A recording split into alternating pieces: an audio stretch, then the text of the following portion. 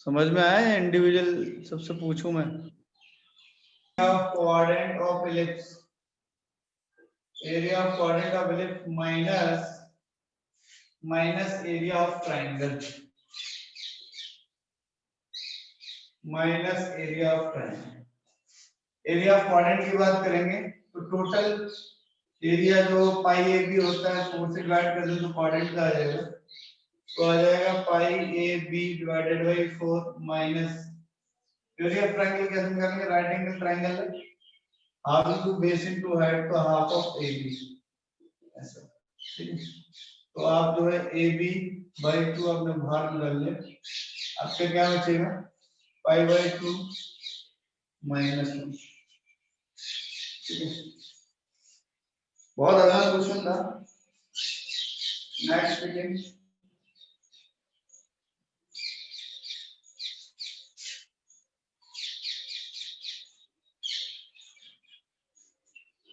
Find the ratio in which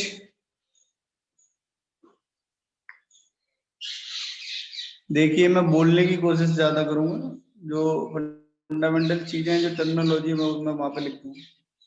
Find the ratio in which the area bounded by curves, the area bounded by curves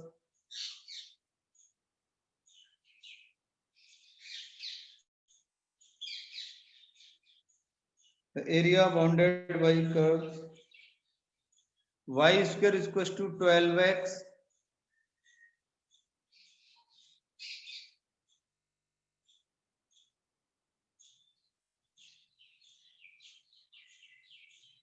y square is equals to 12x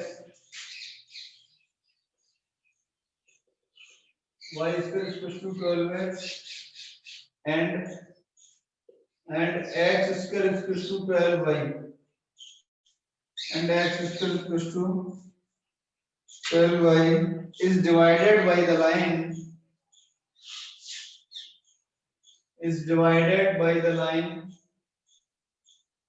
x is equals to 3 is divided by the line x is equals to 3।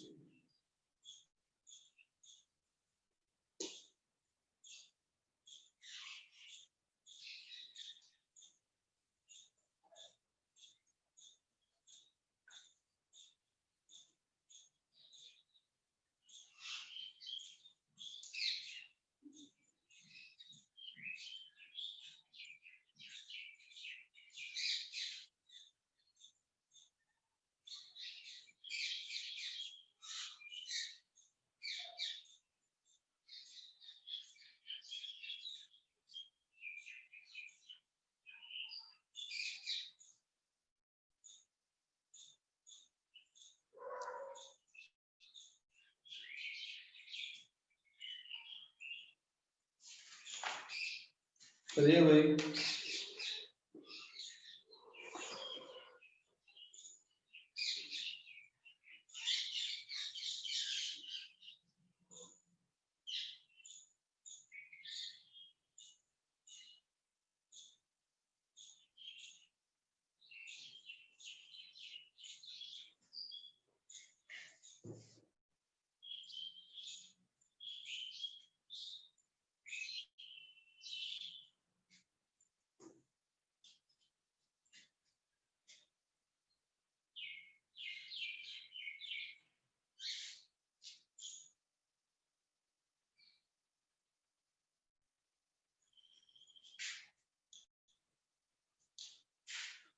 जैसे मैंने अभी आपको बताया था कि figure बनेगा,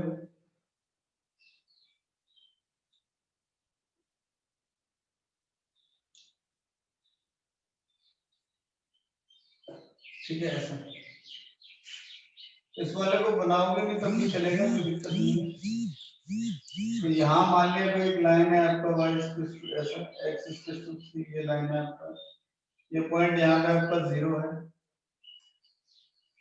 तो ये जो है आपका y स्क्वायर 12x है, ये आपका x स्क्वायर 12y है, ठीक है। ये जो उन्होंने पूछा क्या है, तो पहले तो इन दोनों का पॉइंट ऑफ इंटरसेक्शन निकाल लेते हैं कि ये क्या आएगा। तो रख लो भाई, वैल्यू रख लेते हैं एक बार, x का रख लें, y का रख लें, y स्क्वायर का x, y का वैल्यू रख लेंगे, रखो भाई x, y का x का रख देते हैं।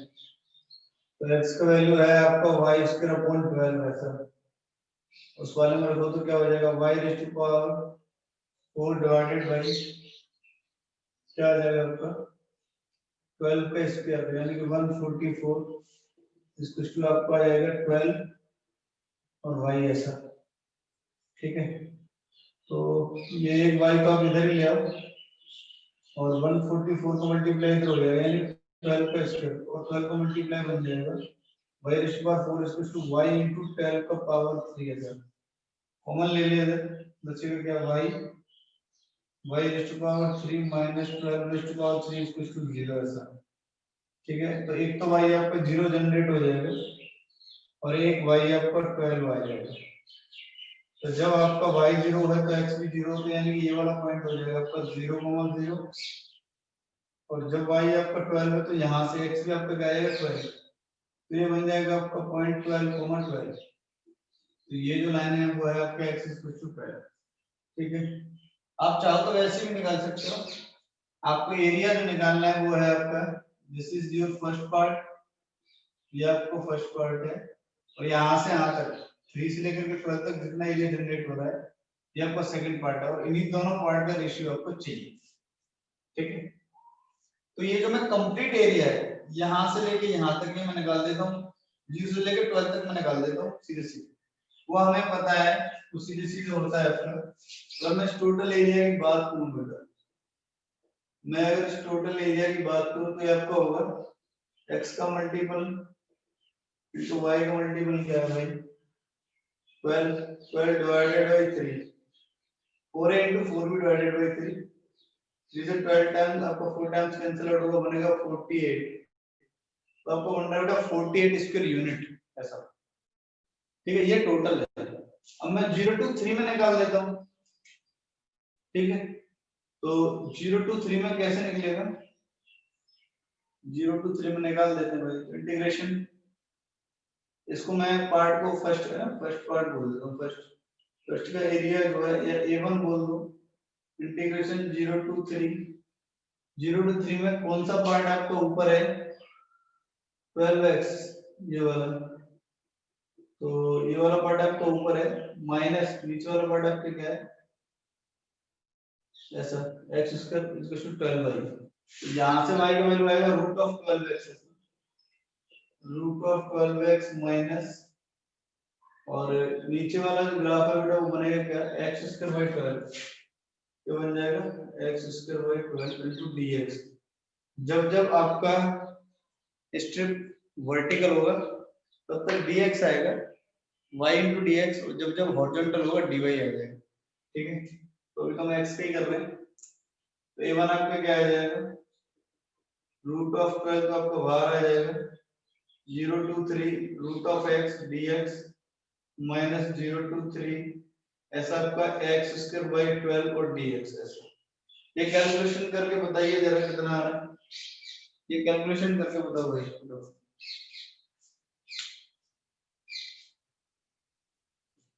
ये जो मैंने लिखा है कि root of 12 0 to 3 root of x dx minus 0 to 3 x square by 12 dx, इसका कैलकुलेशन करके बताइए ये पार्ट जो है कितना आ रहा है, और जो आपको फाइंड करना है वो है आपका a1 डिवाइडेड बाय a2, ठीक है। क्या फाइंड करना है a1 डिवाइडेड बाय a2, आपको जो फाइंड करना है वो है आपका a1 डिवाइडेड बाय a2, और टोटल आपका क्या आया है, टोटल आपका जो a है वो आया है आपका a1 प्लस a2। तो अगर आपको a पता है, a1 अगर आपको पता चल जाएगा तो a2 पता चल जाएगा, दोनों का रेशियो निकाल लेंगे, ठीक है। करिए फटाफट से आंसर दीजिए।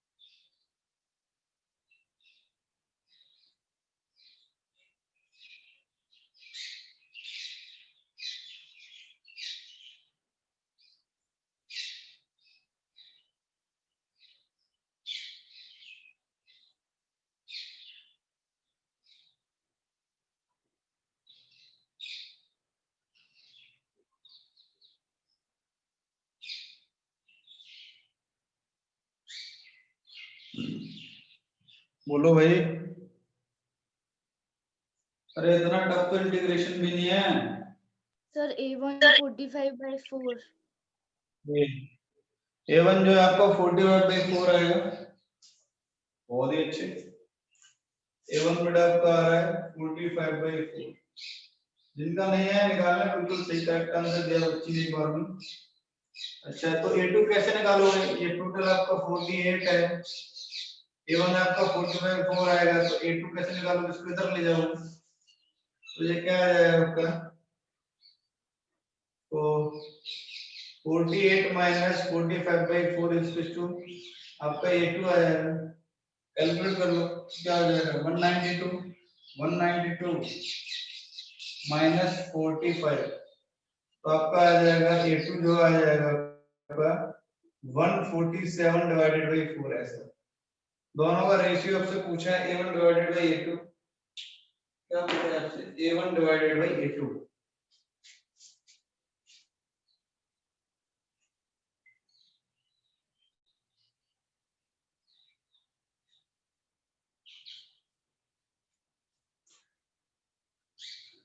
A1/A2 आपसे पूछा है, A1 है आपका 45/4 और A2 है आपका 147/4। 4 से 4 आपके कैंसिल आउट हो जाएगा, बचेगा आपका 45/147 और यही आपका answer.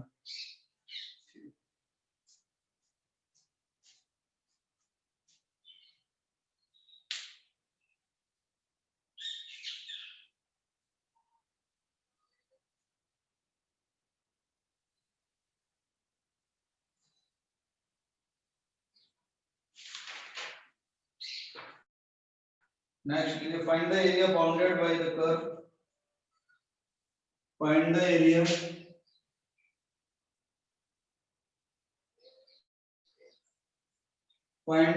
bounded by the curve.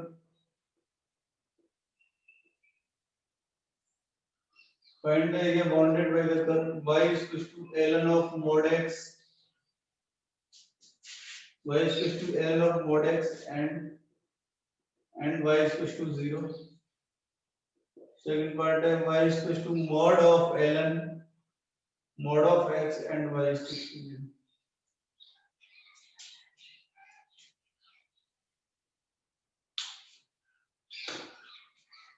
ये क्वेश्चन आपका हो जाना चाहिए भैया। ये ग्राफ तो तुमको 50 बार बताया है, mod of ln of mod x का, तो अगर याद आ रहा हो तुमको जो second part ln of mod x बना ही लोगे। जैसा राइट हैंड साइड पे होगा वैसे लेफ्ट हैंड साइड पे होगा अगर x पे लगाए तो। इनपुट पे अगर मॉड है इसका मतलब क्या है, जैसा राइट हैंड साइड पे वैसा ही लेफ्ट हैंड साइड पे होगा। ठीक है, यानी कि अगर मैं इसके ग्राफ की बात करूं ln ऑफ mod x, जो लोग भूल गए होंगे आप ये देख लें एक बार।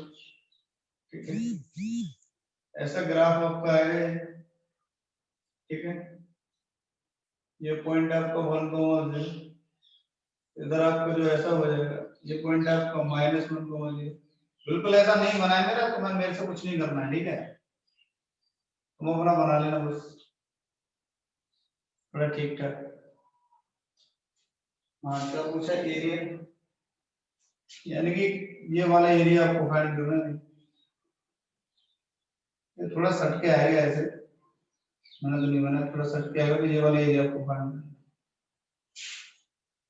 यहाँ आपको अभी बताया था थोड़ी देर पहले, y इक्वल्स टू ये वाला जो ब्रांच है ln ऑफ x होगा, ये जो इसको लिखेंगे ln ऑफ -x, ऐसा नेगेटिव के लिए ऐसा खुलेगा, तो ये आपको खुलेगा ln ऑफ -x, ये खुलेगा ln ऑफ x। ठीक है, तो जो एरिया है आपका देखिए आप y इक्वल्स टू 0 और y equals to ln x और x इक्वल्स टू 0, तीनों कंबाइन करके कितना बनाते हैं, 1 बनाते हैं भाई। अभी बताया था, तो ये वाला पार्ट तुम्हारा क्या हो जाएगा, 1 हो जाएगा, ये इधर का जो पार्ट है 1 हो जाएगा, तो 1 + 1 आपका आंसर क्या आ जाएगा, 2 आ जाएगा। ठीक है, नेक्स्ट इसकी बात करते हैं, ln ऑफ mod x के ग्राफ सभी जानते हैं। ठीक है,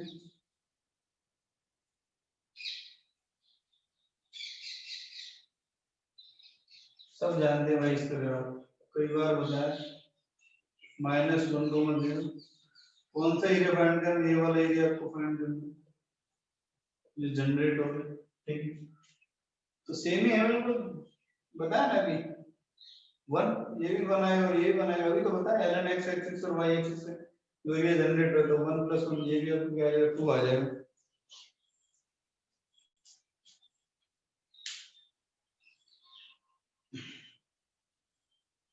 नेक्स्ट टाइटल लिखिए area bounded by curves. Next title आप लिखिए area bounded by curves, area bounded by curves while integrating along y axis, while integrating along, देखो तुम्हें थोड़ा हो सकता है कि थोड़ा लाइट दिख रहा हो, एक्चुअल में क्या है पूरा ना आज इनका बोतल जो है पता ही नहीं चल रहा, मेरे को मिल ही नहीं रहा है कहाँ है, कहीं तो यहाँ के बच्चे भी बहुत शरारती, कुछ भी उठा के चल देते हैं यार। इंक भी बताओ, इंक मुझे ऐसा लग रहा है कि बच्चे ले गए इंक उठा के, एक दो मार्कर उठा के ले गए, पता नहीं क्या ही करेंगे उनके, कोई काम के नहीं लेकिन ले गए उठा के बस, बहुत देखना आजू शैतान है। बाजू किसी का मुंह काला होगा, क्या किसी का मुंह काला ना हो गया हो सर आजू बाजू। पता नहीं, तू होता तो तेरा तो कर ही देते, इतने तो हैं मेरे मोहल्ले के बच्चे। तो सबको पीटूंगा जाके, इधर से जब मैं जाऊंगा सबको पीटूंगा एक तरफ से पकड़ पकड़ के। एक तो इतने तेज है भैया, हमने तो किया ही नहीं है भैया, हमने तो किया ही नहीं है, कैसी बात कर रहे हो, अब हम क्यों जाएंगे वहां भैया पे। बोलते हैं सर आपको? हाँ मोहल्ले में तो मेरे को सब ऐसे बोलेंगे ना बेवकूफ।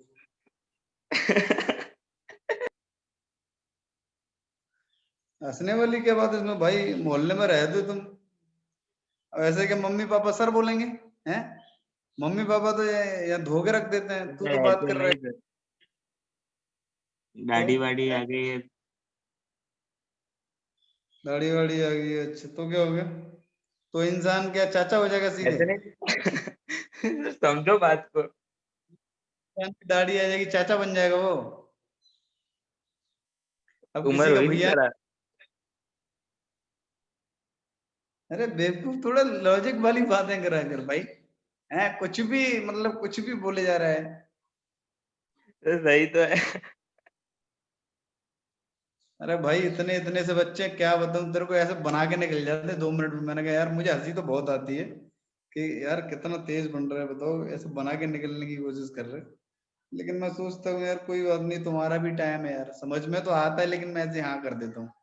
मैंने कहा तुम इंजॉय करो, जो तो है वो है।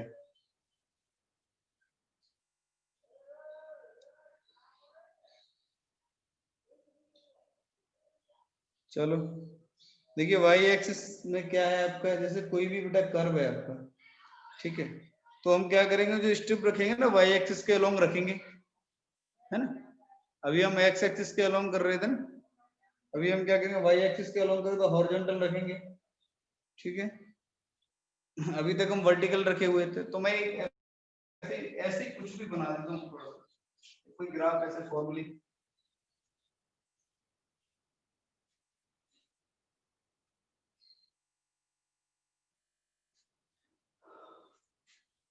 जैसे सपोज दैट e की पावर x की बना देते हैं, जैसे मान लो इसको बनाना है, तो अगर आपको इस पॉइंट से लेकर के यहां तक सिर्फ इंटीग्रेट करना है ये वाला, तो आपको स्ट्रिप ऐसे रखना पड़ेगा, ये जो आपको दिख रहा है ये वाला स्ट्रिप, अगर इस पॉइंट पे मैंने बोल दिया y = a2 y = b, बस यहां तक आपको एरिया फाइंड करना है, और ये आपको स्ट्रिप रखा हुआ है ऐसे, ठीक है। इसका जो लेंथ होगा बेटा वो dy ले लिया, ठीक है।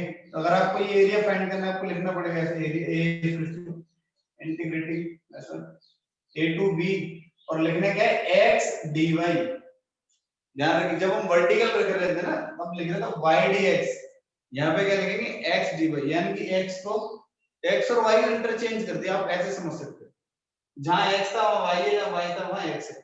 अब यहाँ पे ये जो लिमिट है, मैं हमेशा मैंने डेफिनेट इंटीग्रेशन में बोला है, ये जो लिमिट है ना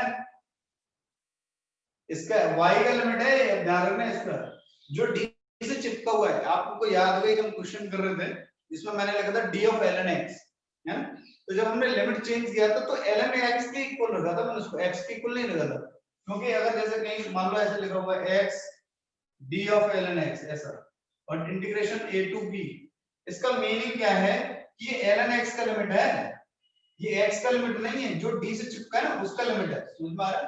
तो यहाँ पे लिमिट किसका बेटा y का है। अब आपको y कोऑर्डिनेट ढूंढने पड़ेंगे, जैसे अभी अब तक हम कर रहे थे, डिफरेंस बस इतना था क्या हम जो है अभी तक हर फंक्शन को x के टर्म में लिख रहे थे, अभी y के टर्म में लिखेंगे। वहां पे हम x कोऑर्डिनेट फाइंड कर रहे थे, यहाँ पे y कोऑर्डिनेट का लिमिट लिखेंगे। बस बात क्या सारा मेथड सेम है, आपको कुछ नया नहीं करना, बस इतना सही करना है।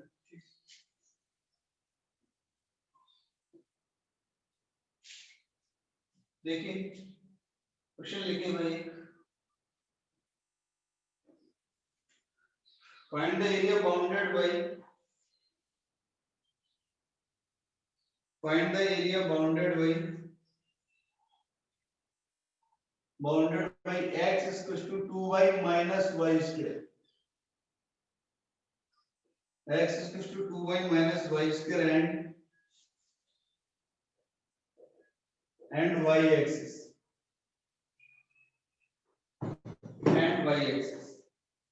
ये आपको करना है। तो x is equals to 2y minus y square तो हमको वैसे ही दिखता है यार, ये तो हमको वैसे ही पता चलता है कि आपका पैराबोला है, ये तो वैसे ही दिखता है। देखो ना, तो आपने क्या किया 2y minus y square को आप 0 करके देखो, आप एक्चुअल में कर क्या रहे थे, इसके पॉइंट हमें देखने हैं। जैसे एक हमने कल क्वेश्चन किया था जिसमें आपको दो करते हैं y = x square plus x और y = x cube minus x, तो कल हमने ग्राफ बना करके इस क्वेश्चन को किया था। तो मुझे क्लियरली पता चल रहा है कि ये एक पैराबोला है, क्योंकि x में क्वाड्रेटिक है, ये y में क्वाड्रेटिक है, तो ये भी तो पैराबोला है भाई। बस ऐसे मत सोचना कि नहीं हम इसको कैसे, तो हमने यहाँ पे कैसे देखा था कि उसके जो पॉइंट ऑफ इंटरसेक्शन होंगे विद x एक्सिस और y एक्सिस क्या होंगे, ऐसे इसके भी हम देखेंगे यहाँ पे, ठीक है। तो यहाँ से आपने क्या किया, y कॉमन ले लिया, बन जाएगा 2 - y = 0। तो दो चीजें आपकी आ जाएंगी, एक तो बेटा y 0 आ जाएगा और एक y आपका 2 आ जाएगा, ठीक है ऐसे। अच्छा y 0 है तो x आपके क्या आएगा 0 आएगा, और अगर y आपका 2 है तो भी आपका ये क्या आ रहा है 0 ही आ रहा है, 2 रखने पे भी आपका 0 हो रहा है, x आपका 0। अच्छा काम करते हैं, फिर एक काम करते हैं, बना लेते हैं इसको, ठीक है। तो y एक्सिस का आपको पता ही कौन सा है आपका, तो ये वाला पॉइंट है आपका 0,0, ठीक है। और एक आपका क्या हो जाएगा, तो आपको कहां से कहां तक फाइंड करनी है तो समझ में आएगा 0 to 2। तो मान लिया अगर आपका 2 यहाँ पे है कहीं, अगर आपका 2 यहाँ कहीं है तो बनेगा कैसे, ऐसे बन जाएगा,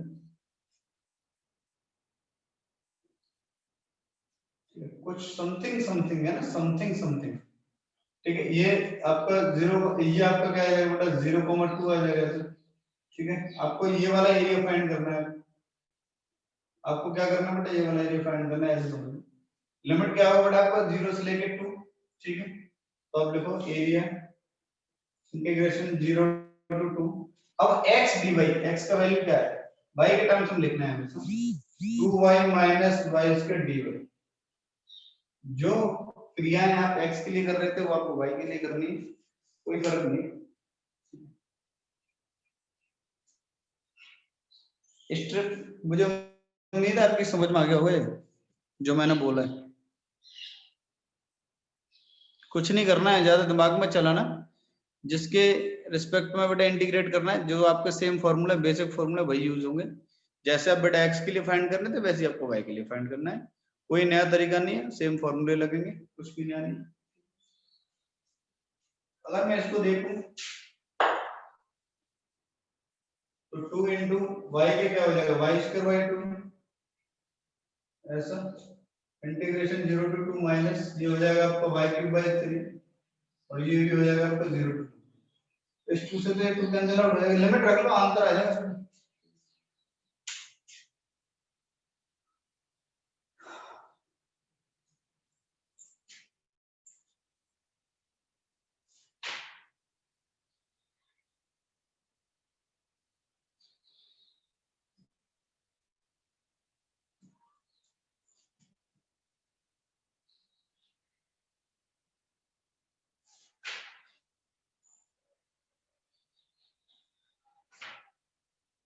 नेक्स्ट लिखिए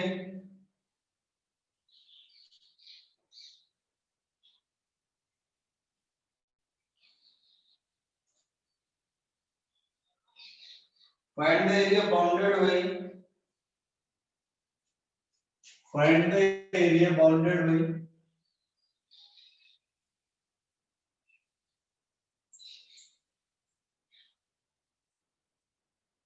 find the area bounded by y is equals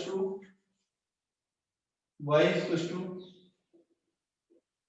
sin inverse x, y is equals to cos inverse x, y is equals to cos inverse x and x axis इन तीनों से मिलकर के जो रीजन बनता है उसका एरिया को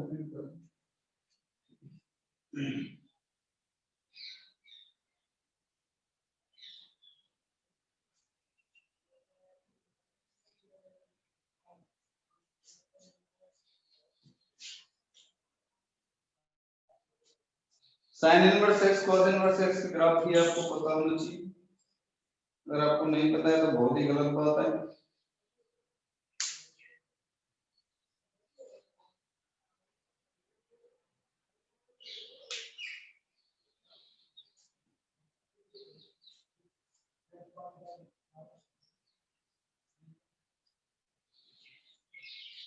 देखिए इस क्वेश्चन को अगर आप कर लोगे, अगर इस क्वेश्चन को आप कर पाए तो आप समझ लो कि हाँ आप क्वेश्चन कर पा रहे हैं, y के अलोंग एक्सिस के आपने इंटीग्रेट कर पा रहे हो।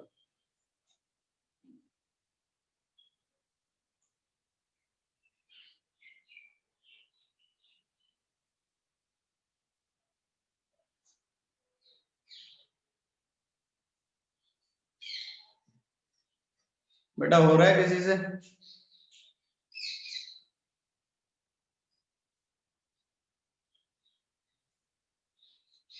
हो रहा है बेटा, किसी से हो रहा है?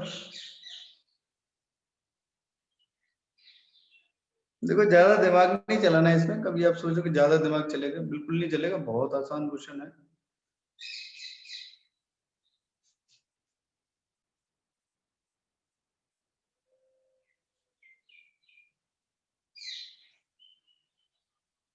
अपने डोमेन में बनाओ उसको, उसके डोमेन में बनाओ फंक्शन।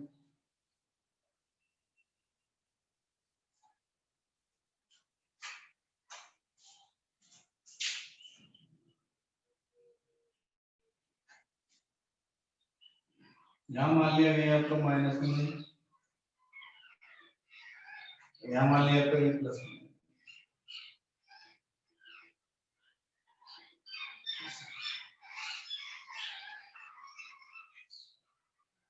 ऐसे बना दे, थोड़ी देर के लिए बनाए तो ठीक है।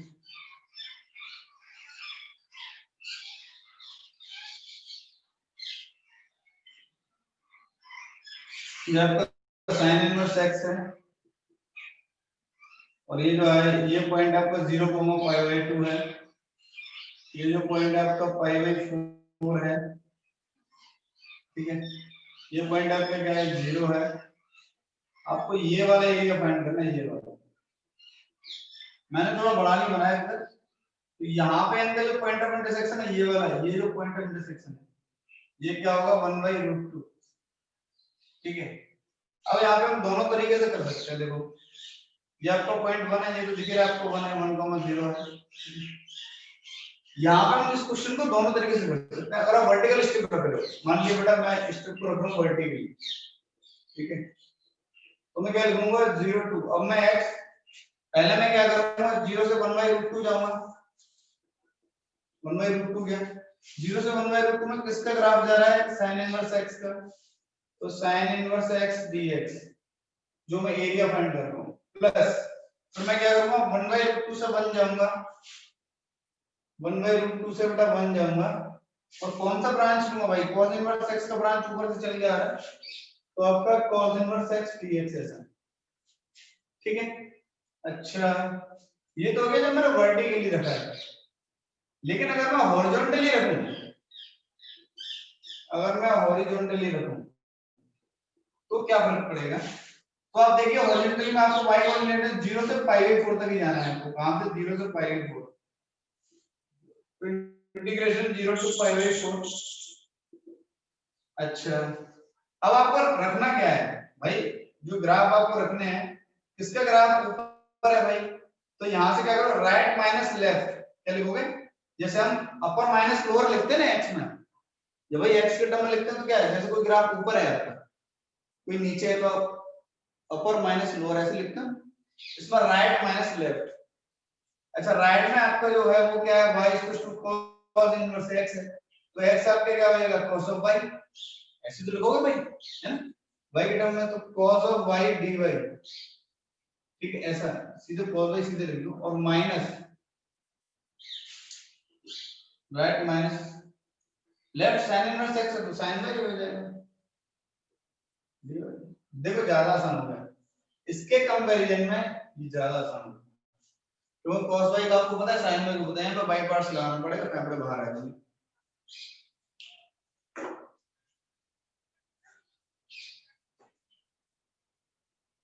अरे समझ में आया भाई, वैल्यू बताओ।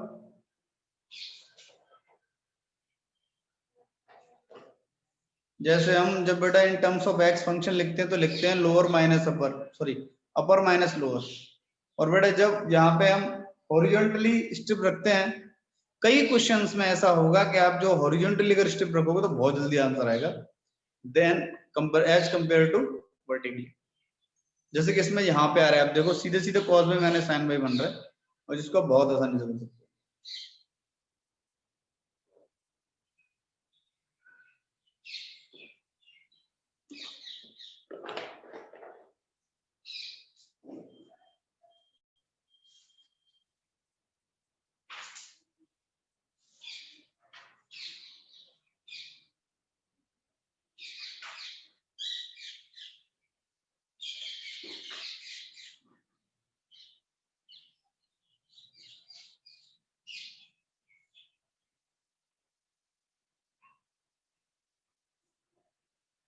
देखिए यही बेसिक कंसेप्ट था, कुछ क्वेश्चन हमने कल किए थे, कुछ क्वेश्चन हमने आज किए हैं। कोई विजुअल नहीं है क्या बेटा, एक बार विजुअल करो अपने आप को।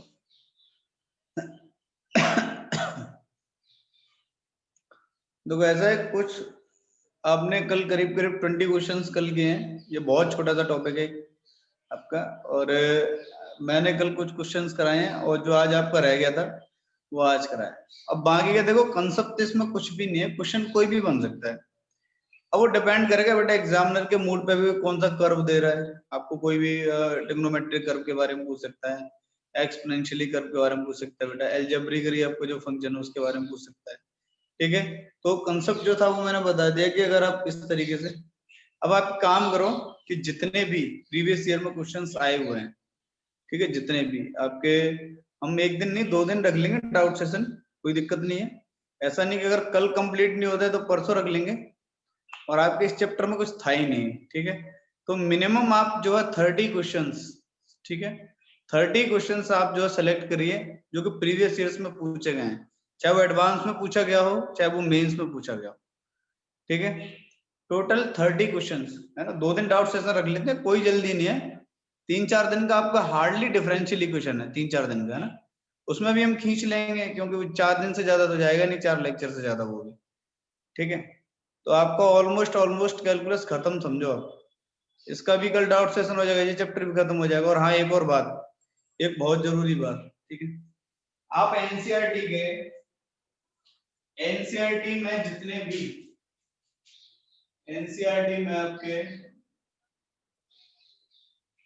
एनसीईआरटी में जितने भी क्वेश्चन है एरिया अंडर कर्व के, जितने भी जो बोर्ड में पूछे गए हैं वो सारे कर लेना, सारे, ठीक है, एनसीईआरटी में बोर्ड में एरिया अंडर कर्व में जितने भी क्वेश्चन पूछे गए हैं सारे कर लेना, एग्जांपल्स जो बोर्ड में पूछे गए हैं प्लस एक्सरसाइज में जो क्वेश्चंस बोर्ड ने पूछे हैं एनसीईआरटी में, बार बार करना है, बोर्ड में जो क्वेश्चंस एनसीईआरटी में पूछे गए हैं वो आपके एक्सरसाइज प्लस एग्जांपल्स वो कर लेना, ठीक है, वो चाहे भले ही आप कल नहीं तो परसों कर लेना, कोई दिक्कत नहीं है।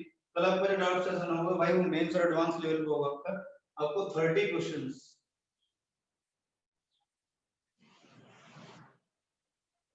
30 क्वेश्चंस है ना, वो डाउट भेज देना जो आपका टाइमिंग है एज यूजुअल। समझ में आ रहा है? एनसीईआरटी लेवल का जब आप बोलोगे तब कर लेंगे, पहले आप ये मेंस प्लस एडवांस का कल कर लेते हैं। और किसी का अगर कल ऐसा हो सकता है मे बी कि एक ही लेक्चर में आपका डाउट सेशन कंप्लीट नहीं हो पाए, क्योंकि अगर ज्यादा डाउट आगे तो एक लेक्चर में नहीं हो पाएगा, कम पड़ जाता है, तो 2 दिन रख लेंगे, कोई दिक्कत नहीं। ठीक है, सिलेबस आपको ऑन टाइम चल रहा है, नवंबर में खत्म कर देंगे, 30 नवंबर तक फिनिश है आपका एट एनी रेट। 1-2 लेक्चर का रह जाएगा, कोई दिक्कत नहीं। ठीक है, उसके बाद भी आपका फिर शीट कराएंगे, क्योंकि कोई ऑप्शन नहीं बचेगा तो शीट कराएंगे फिर आपको। जो क्वेश्चंस आपके रिमेनिंग है सिंगल करेक्ट आंसर टाइप है, अगर आपको रह गया तो चैप्टर वाइज आपका, जैसे तो अभी स्टार्ट किया है फ्राइडे सैटरडे, ठीक है, तो 2-2 3-3 दिन रख लेंगे, 2-2 3 दिन शीट, 2 दिन शीट कराएंगे और 2 दिन क्वेश्चन कराएंगे, ऐसा कर देंगे। ठीक है, क्योंकि इस बार मैंडेटरी होगा अलजेब्रा और कैलकुलस तुम्हारे लिए, बिल्कुल फोकस होगा एकदम। चलो, आज तो खुश होंगे, ऐसे कम क्लास लेना पड़ा है, नहीं कोई बात नहीं, आज चैप्टर भी में चार्ज दम। नहीं है सर?